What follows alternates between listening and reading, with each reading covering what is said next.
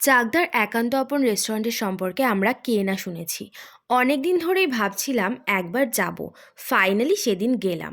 কিন্তু এরকম এক্সপিরিয়েন্স হবে ভাবিনি।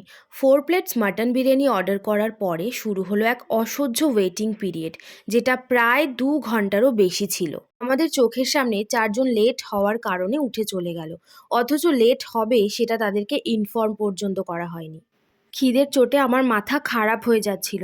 কি করব কিছুই বুঝতে পারছিলাম না। বারবার জল খেয়ে খেয়েই পেট ভরে যাচ্ছিল।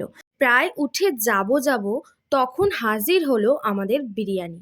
যাই হোক, নিজেদেরকে কুল ডাউন করে খাওয়া শুরু করতেই মনে হলো কেউ যেন ঘি দিয়ে রাইসটা মেখে দিয়েছে। জানি নুন খাওয়া is not good for health, তাই বলে আলু মাটনের পিসে কোনোটাতেও নুনের ছিটে ফোঁটাও থাকবে না।